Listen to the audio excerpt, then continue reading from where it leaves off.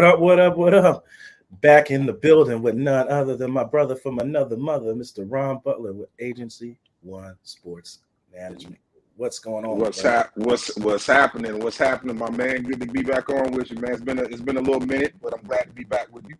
Too long. I can tell you. You know when somebody's been over your place, your cribs for so long, and you got his feet up, relaxing, just like Ron does right now. You know when you're comfortable. At least we two guys sitting here. I'm over here sipping on my coffee. Ron's probably got a martini or something over there. Excuse me. Canada Dry. Sponsor him. Ron Butler, HEO. Sponsor him. Hey, man. Good to be back, man. Good to hear you. Good to see you and everything, man. I'm glad to catch back up with you, man. Yeah, so so much happens, and you and I both like to talk everything in sports. The ins and the outs. As a fan, and as an analysis, and you as an agent, just talk about the game. So it's fun hearing both of our perspectives. That's the greatest part about talking with you. Besides being a good friend, just fun talking about those perspectives. Absolutely. But first, let's get into it, brother. Let's get into it. We got some stuff to talk about. Let's get into it. The Miami Heat. Now, before we talk about Game 1, because I know you don't really want to talk about it. No, I want to talk about it. I'm here for it. I'm here for it all. So don't hold back. Let me know what you're thinking, and I'll let you know where we're at. That's all too. All right. First, I said when you tell a story, I want to tell the entirety of the story. First off, the Heat was a play-in team. I personally, I wanted to see LA and the Heat play because that would have been the first time in NBA history two play-in teams would have played in the finals. But Denver Nuggets took that, swept the Lakers, and then here we are, Miami Heat. Yeah, I know, right? Miami Heat, and it's not like they didn't have their own struggles. Down 3-0 to Boston. I personally, it was going to come on a show. If they didn't win that game, I was going to say Eric Spoelstra might be on the hot seat for getting swept like that. But his team rallied behind him. Whatever motivational video they played or whatever, they came back and won that game. Got up and won that Game 7 and moved on to play the Denver Nuggets.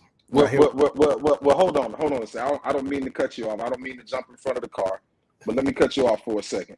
First of all, we were up 3-0 against Boston. So let me make that clear. We were up 3-0 against Boston. I put y'all on a higher pedestal. I'm sorry. Yeah. No. The thing about it is people don't understand that teams are going to peak at some point. Okay, and when you got a really good organization that's used to going to the playoffs and used to winning championships, there's a certain level of expectation that people have for you. So with that being said, like you talked about the play-in teams, you got LA, you got Miami that were both play-in teams. Honestly, when I saw the Heat play against the Hawks in that play-in game, I said, "Oh man, we might be in trouble." Okay, but the thing about Eric Spoelstra, Pat Riley, Alonzo Mourning, those guys that have been a part of the organization for a long time, they're very good motivators. Great management, very good motivators. And you got to look at the pieces that we have in place in terms of our roster. So, like I told you, I'm a Heat guy. So I've been a Heat fan since. No bandwagon there. Nah, definitely no bandwagon, man. Ever since Jordan retired from Chicago, or he left Chicago, I had to go to that next team. My team has been the hometown team, which is the Miami Heat. So I know through and through what that roster looks like. I know what the expectations are for that ball club. And when you're dealing with, you're dealing with an organization that nobody expected to get this far.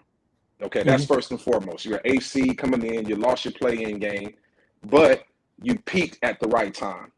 Okay, you peaked at the right time, and I think that's a very big piece of it. Is okay, when are you going to peak? Is it going to be in the regular season or is it going to be in the playoffs?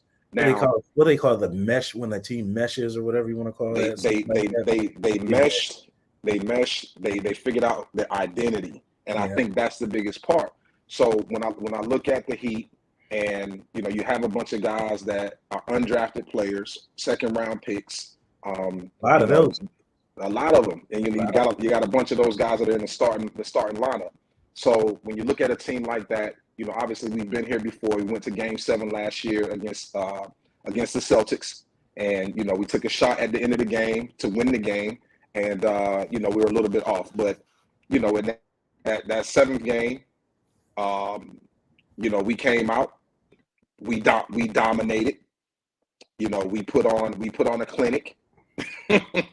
We put on a clinic, and we figured out how to get to the championship. So we're here now, and obviously I know you want to talk about game one, which was last night, and I'm all for it, man. I'm all for it. Let's talk about it. No, I've got no shade thrown. I know a lot of people talk trash to you about the. I've got no hate for them. It's funny that you bring up that story because my story is identical but with a different player. I love Jordan. Don't get me wrong. Okay. The player I was always gravitated towards was Shaquille O'Neal. That was my favorite player. And same thing. Once he left, I grew up in North Carolina. I just became a Hornets fan. I don't have much to celebrate, so I have no room to talk about anybody's team. Hey, the Hornets still haven't figured it out. They haven't figured it out. He can't stay healthy, man. Yeah, they can't stay healthy. They've been making a lot of the right draft picks. They just can't stay healthy. They've just been injured at the wrong time. Yeah, I agree. So we're talking about with game one. Let me go ahead and pull this up for us. With game one here, you got the final score 93-104. And that's the crazy part about all this. Miami led in this game, I believe, at no point. I think they pretty much dominated the entire game. They put up this box score. Okay. Yeah, I think it was at the end of the first. What was it? A 9-point lead. Mm-hmm. Yeah, they got somewhat close. 30-22 in the second quarter. Mm-hmm. Then the third quarter was 25-21, and then the last quarter, of course, that was pretty much they coasted in for the win at that point. So I think they pretty much sustained. What was it, like a 16, 17-point lead majority of that game? I think the Heat got within. Yeah, I think the Heat got within 9 a couple times. And you just couldn't stop them. I don't know what your personal feeling was coming to this game. My game plan if I was the Heat. They're undersized, of course. You can't change that.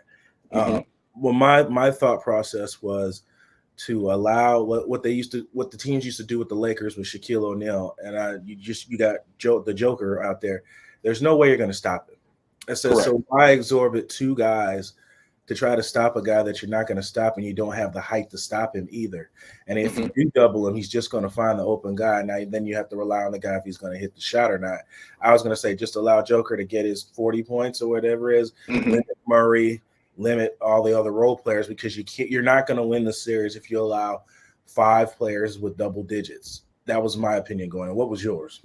Well, first and foremost, let's recap, yesterday's game. So what I saw from the club, which was, you got a great Denver team that has an identity. The offense runs through Joker. He's an exceptional player, 2-time MVP. He can beat you on the glass. He can beat you on the one-on-one matchups. If you double down, he can kick that ball out to the shooters, and they do have some excellent shooters. They also have guys that can ISO and create their own shot. Right. So there's a lot of different things that you can do with this club. Now, what I will say that I was impressed with the Heat was we're a team that fights. So we're gonna fight to the end. We're scrappy. We're not big. We don't have that big guy down low that you can. I don't see them being either. Yeah, that you can drop that ball down in there, and he's gonna create a mismatch like a Joker could. But what we do have is we have shooters. Okay, and the one thing that I noticed last night coming out of the gate was that our shooters were off. Okay, our shooters were off. I'm looking at Strus. Yeah, I got the stats. I got the stats right here, brother. That's how good of a fan I am. I got the stats right here. So you're looking at Jimmy. Jimmy can't give you 13 points. No, and expect to win. Okay, you got Duncan Robinson, who's a shooter who broke the record for three-pointers made in the season. He had 3 points. You look at Cam Martin, who's been exceptionally well the whole playoffs. He had 3 points. You look at Strus, he went 0 for 8, 0 for 10. He had 0 points. And then you got Jimmy with 13. So just right there alone, let's just say hypothetically, our shots were falling. Okay? Now, if our shots were falling and, Denver still came out and they were dominant, even with our shots falling, then I would be worried. Okay, then I would be worried. But if you look back at the game and you say, man, the Miami Heat didn't shoot the ball well. We got to the free throw line 2 times. Yep. 2 times. That's unheard of. Yeah, that's unheard of. So that means one or two things. Either we weren't being physical, taking the ball to the rack, or that means we weren't getting any calls by the referee. Now, I'm not saying, hey, we're gonna put it all on the referee, but I will say, when you're in these types of games and it's in the championships and you're in that moment, you have to say to yourself, I'm not going to press trying to get buckets, but I am going to choose my shots, and I'm going to be very selective when I choose my shots. I think last night we had a lot of open shots that we did not knock down. Jimmy was very hesitant in terms of going to the basket. Yeah, he turned down a lot of shots. And I don't know if you watched it the last series, but games 1 through 3, he was very physical. He was very consistent in terms of getting inside, getting his shot off, and not deferring to the open man. He was going in there with intentions of, I'm going to score. I did see that from him in Game 7 versus the Celtics. He finished with 28, 29, 30 points. But last night, what I saw from him was that same Jimmy from Games 4, 5, and 6. If the Heat are going to be in this series, Jimmy's got to give you 20, 22 points. Absolutely. And our shooters got to be able to shoot and knock down those open shots. So to lose by 11, I'm not disappointed. Well, it was more than 11. At the end of the game, they just scored the points. But I get your point. I can't agree with that. Because if you look at the last 7 minutes of the game, we were down 16. We ended up cutting it to 9, with about 2 minutes 45 seconds left. We got to stop. Came back down. Didn't hit a bucket. They came back down, and they ended up scoring, let's just say, 2 to 4 more points, and then they ended up winning by 11. So I wouldn't sit up here and say, hey, it was cruise control when they got inside that 4-minute mark. Mm-hmm. I really think that they had to turn it on a little bit more because, as you guys have seen in this playoff series, is that the Heat, we not gonna stop. We're not gonna stop fighting, and that's one thing about this team is we're not gonna stop fighting. So, if I'm a betting man, I'm going Heat in 7. Wow.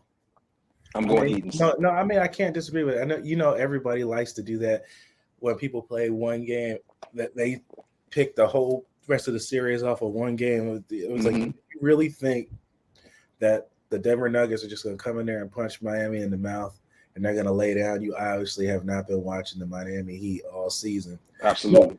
But that's what media does. That's what people do. They like to judge it off of one game. Then you really judge it when it's game 2 and game 3. That's where you find out what you really got in this series. What you got. Mm-hmm. But yes, and the other part, again, if you know anything about basketball, those shooting numbers are a fluke. They don't happen like that. It just didn't happen. I said Jimmy Butler got 13. I almost looked at this to see if it was weird because, like I said, the game plan for Miami for Denver, and I almost thought at first it was for what Denver did for Miami is not allow Butler to get off and allow everybody else, because you can have Bam score 26 points and then have Jimmy Butler only scoring 13. Well, you'll win this series if Jimmy doesn't get off, because clearly Jimmy is the star of this team. But in this series, it's going to take all 5 guys contributing to win this series. It cannot just be Jimmy buckets. He's going to get his, trust me. Jimmy Butler is going to get his points. But what is everybody else going to do? The shocker for me for Denver was how Gordon came out early and exerted his dominance on the smaller defenders in this game. And Jokic barely took, I think, was it 3 shots or whatever it was? Yeah, beginning of the game. I will agree with you on that. I think that there was some bad, some switches, and you got Gordon on Gabe Vincent that is obviously way undersized. He did what he wanted to do. He took full advantage, and he played like a big man should. But I just think, honestly, man, like, you got to look at it and say, who's the better coach? Spoelstra. Who's the better coach? Okay. Now you know in basketball, obviously athleticism. If you got that one or two guys on your team that just can't be stopped, even if you're making adjustments as a coach, if you're dealing with those one or two guys that can give you 40, that can give you 50, then you're probably gonna be in trouble. But I think that the type of system defensively that we run, obviously we do a lot of man, we do a lot of switching, we'll jump in the zone, run some zone. But a lot of that stuff is, when you get caught in a switch and you have a mismatch, or you're in a zone and they're rotating the ball, you got shooters, with Denver. If a guy doesn't get back, or he doesn't, deflect the ball or deflect the shot or make it a tougher shot, then a lot of that stuff won't work. But I think what it's going to come down to is effort.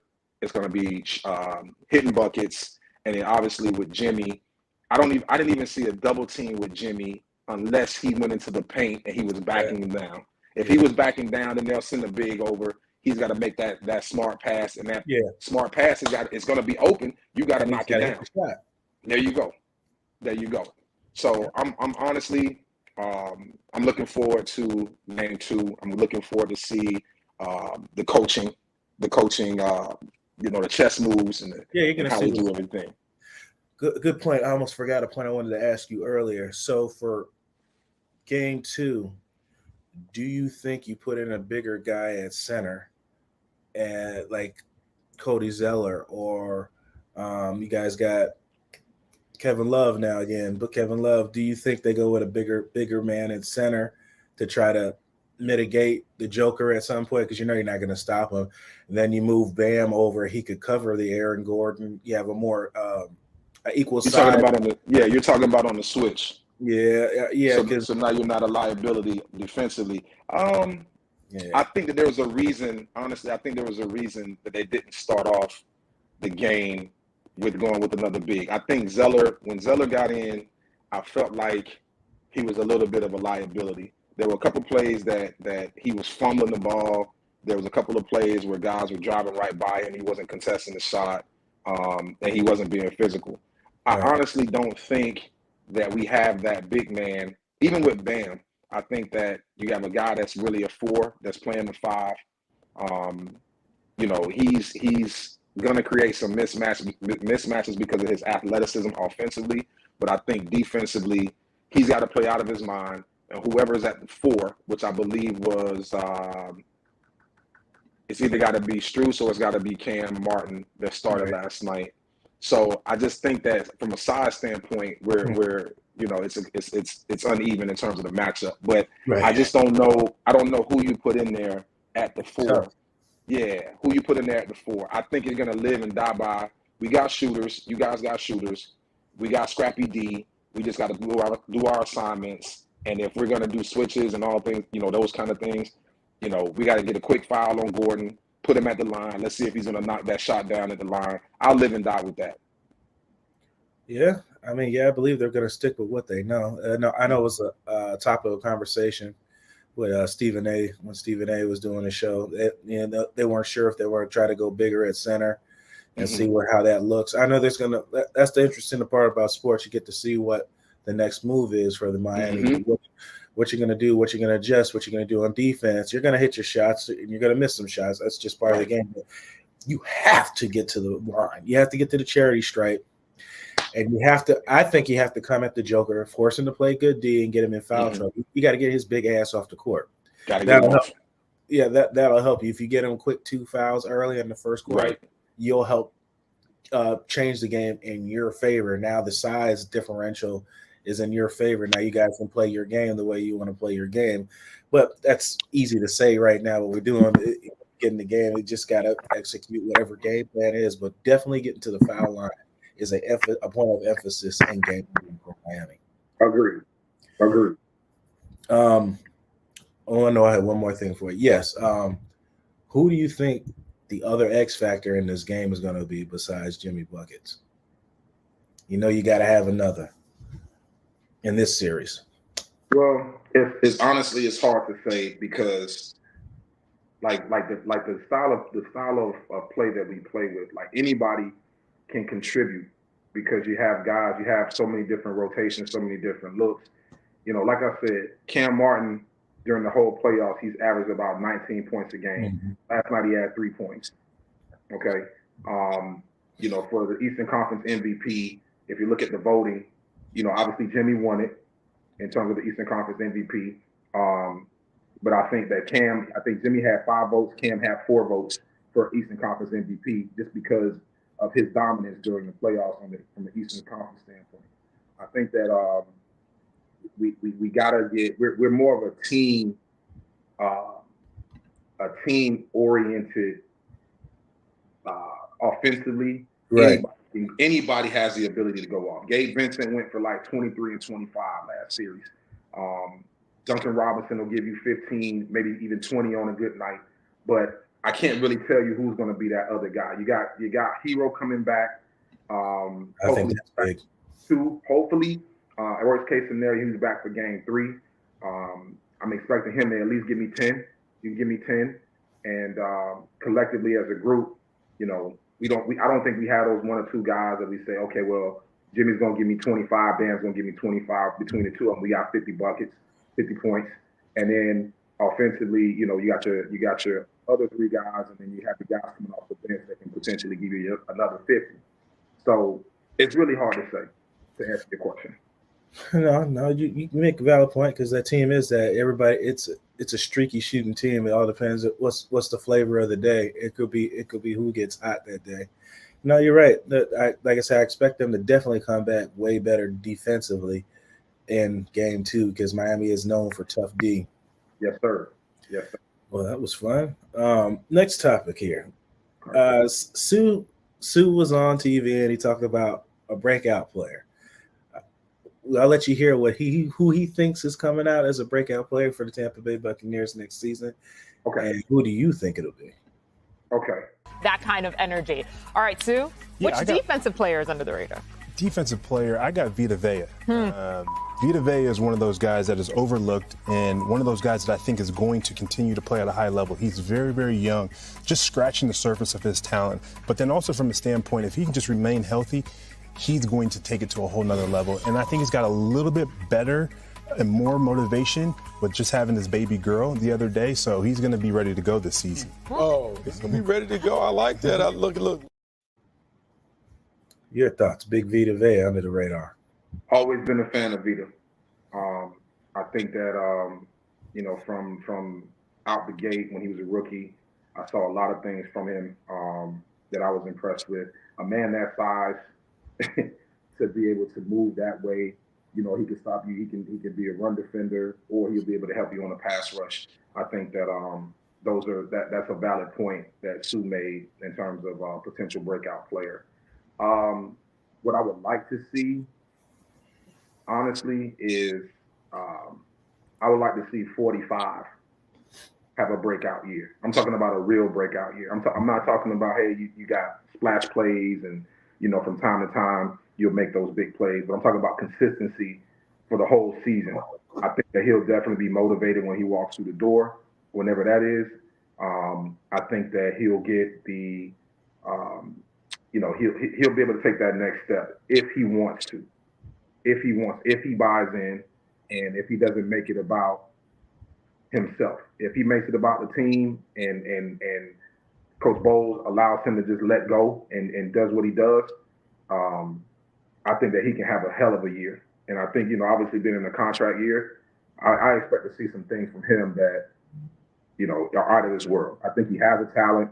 I think that there are some things that might need to be cleaned up, but from a talent perspective, I think that he has the ability to be able to go out, put up, you know, 140 tackles, splash plays, whether it's sacks, whether it's interceptions, and it's all about him buying it.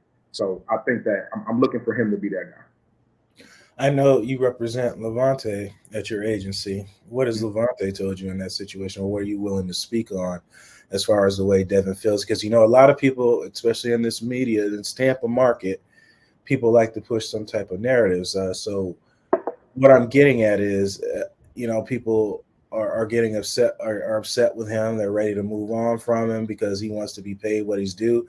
In his defense, he said that's what he wanted to do before he was drafted and came to the Tampa Bay Buccaneers. I mean, what have you heard in this whole situation? I mean, is he happy that does he really want to stay here? He's made comments about the Eagles. He likes Green, that they take care of their own when Jalen Hurts got paid. I mean, what have you heard in this as far as all that?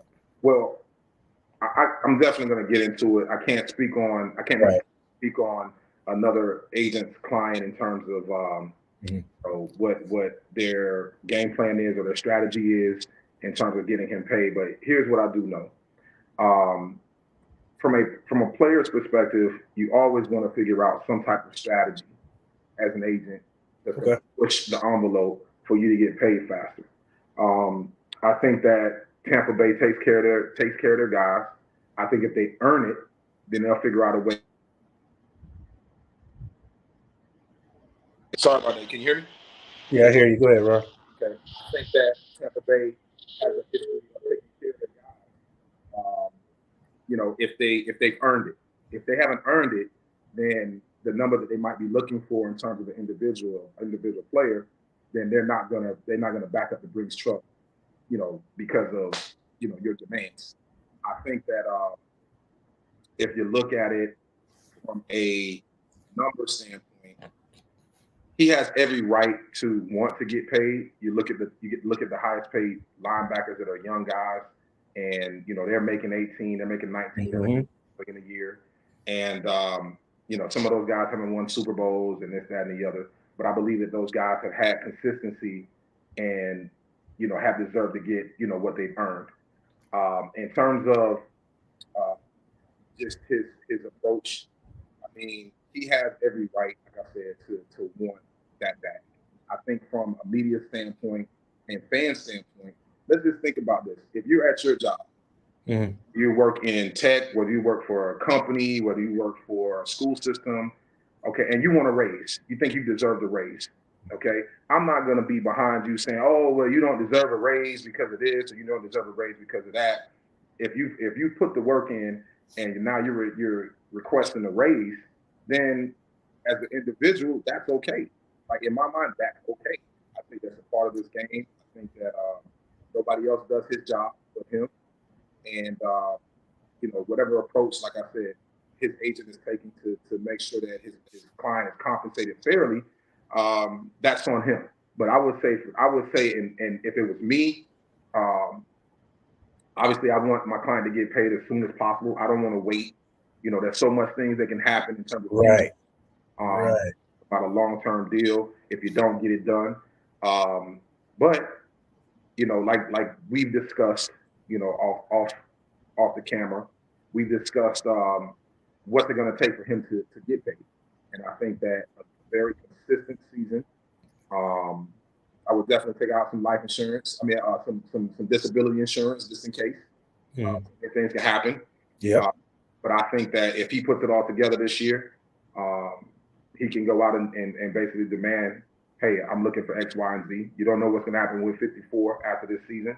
Right. And, you're going to need somebody in that middle to be able to lead. So I think that he's in a very unique situation, but I think that if he puts it all together, he has that breakout season, then we're good to go. He's good to go.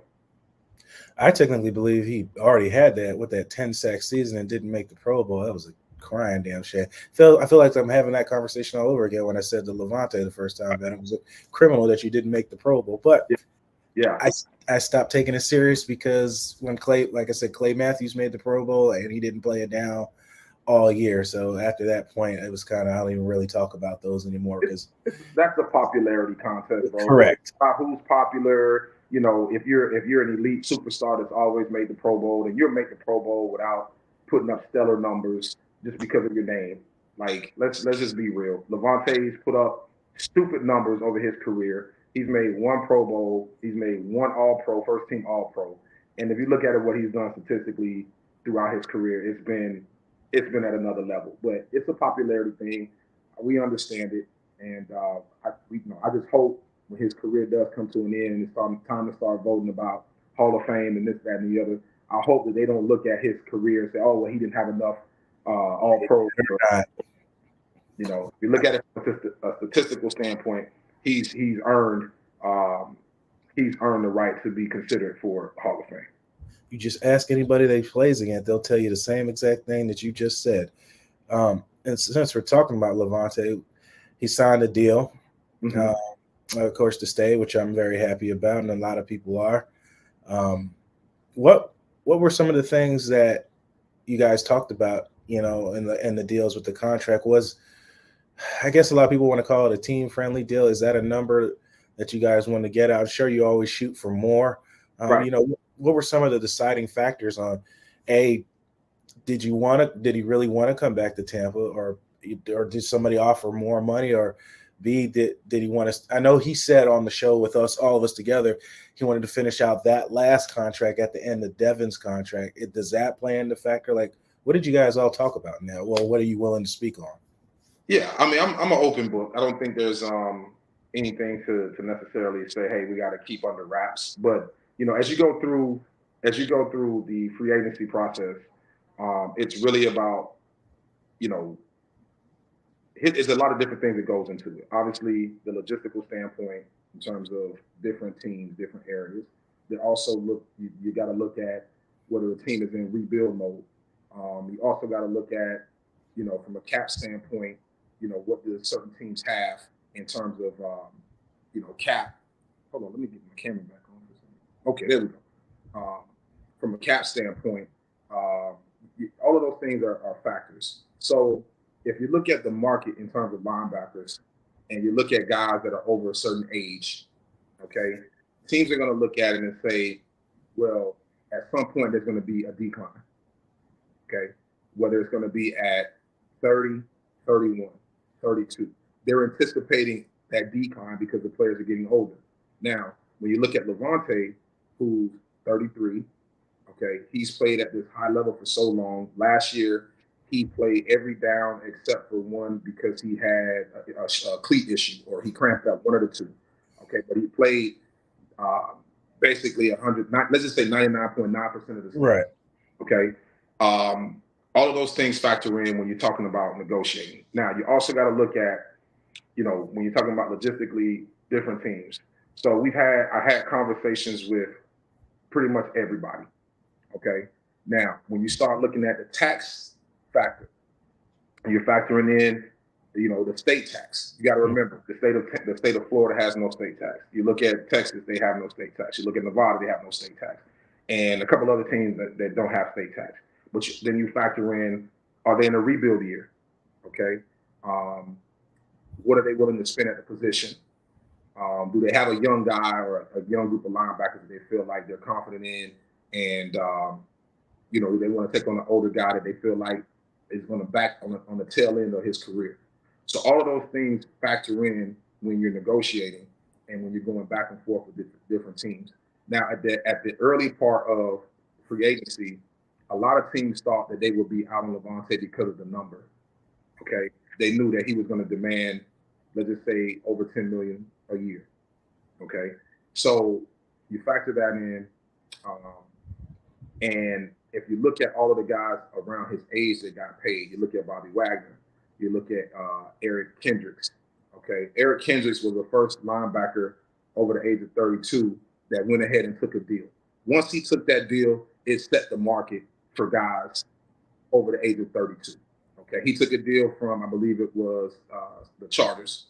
Okay, his deal was about $6 million a year for the season. Okay, once he did that, he set the market. Okay. Okay, that's how it goes. Yeah, all it takes is for one player to say, "Oh, okay, I'll take 6 to go over here because I'm on the tail end of my career and I can play in California. This is where I grew up. My family can come see me play on my last couple of years or my last year, and he's okay with that because of the amount of money that he's already made." Okay, so now you start scratching your head and you say, "Okay, well, why did he take that deal?" All of those things factor in. Okay, the next step is, okay, location. Like I said, does it make sense monetarily? Okay, teams want to pay you, you know, $5 million. Teams want to pay you $6 million because of the age factor.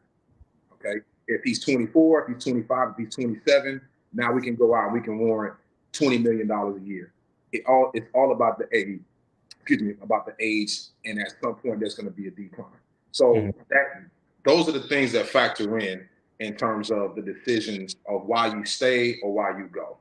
It didn't make sense for us to go somewhere else where they're rebuilding, and it didn't make sense for us to go somewhere where they say, "Hey, we'll pay you 9, or we'll pay you 9.5, but we're rebuilding, and you can kind of come in here and help our young guys get prepared for the season or for the future." For us, it just didn't make sense. So we said, "Hey, you know what? They drafted us. Let's see. We can go year to year, kind of see what we want to do after this season. We're going to continue to play, or if we're going to walk away." So we said we'd rather stay home and do what we're doing. I like that. I'd rather stay home and do what we're doing. No, I agree with that. It's much easier to lead a group of men that you've been around with already.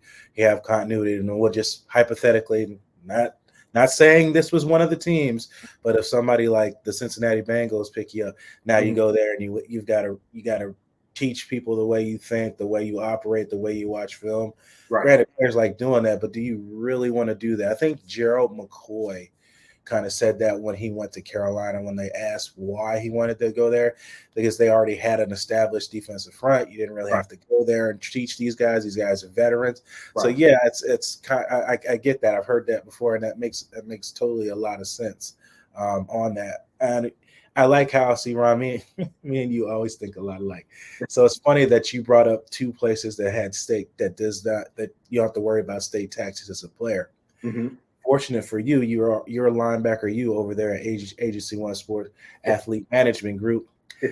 You represent Denzel Perryman, who happens to pick the Houston Texans, which they do. Texas does not have state tax. What was his decisions, or what did you guys talk about? I know me and you kind of chuckled about the fact that him coming to Tampa, and you have two guys on the same team. Not sure if that was ever tossed out or not. What was kind of in the decision making between you and DP going to Houston? Well, with DP, his situation was a lot different. Right. With the Raiders, he was a team captain. He had been there for 2 years. There was a change in terms of the coaching staff and in the front office, and it kind of put us in the position where we wanted to do a long-term deal going into year 2, but it was kind of a wait and see with the club in terms of, hey, let's see how he performs. Can he stay healthy? All of those different things came into factor. Now, we all know when Denzel is healthy and he's flying around, he's one of the best in the league. Okay. Last season, he got hurt towards the end of the year. They played against Pittsburgh. He tore his labrum, okay, at the end of the season, and he had to have surgery. So basically, teams are looking at that and they're saying, okay, well, he's not healthy. He's got to get healthy, but we don't know from a health standpoint how fast he's going to recover and if it's worth paying him this huge amount of money or what you guys are necessarily looking for. So with Houston, obviously with what's my guy who's just over there, who's the head coach? Miko Ryans. The style of defense that they played at San Francisco, we felt like DP fit that defense perfectly. They brought some guys in. They had some younger guys that are good players, maybe not to the level of Denzel, but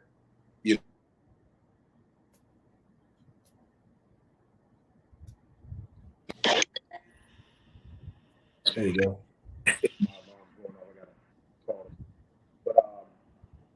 Can you hear me? Yep, you're good. Okay.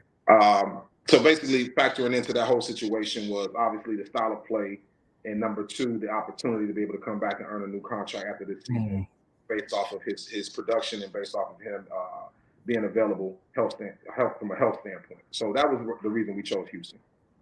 That's the only real strike on his career. Is just he just got injured at the wrong times. Yeah. But as far as his play, you're right.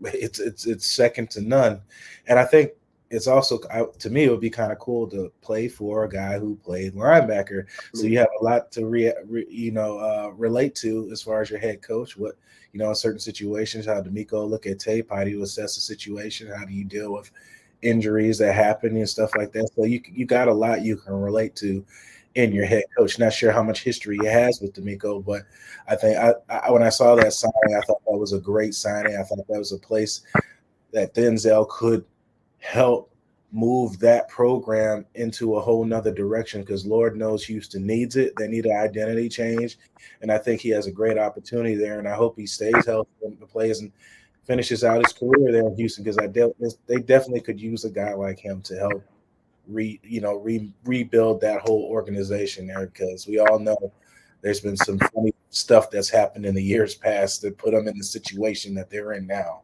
Yeah. So now we're looking forward to it, man. Like I said, Denzel is excited. He's about 95% in terms of health, being ready to go, and I expect for him to be ready for training camp and make some things happen. But let's see how it goes, man. Like I said, man, every time we get an opportunity to get together and talk a little bit, it's always good. And looking forward to potentially getting on the call with you here after game 2 as well. So let's not rule that out. Let's see if we can make that happen as well.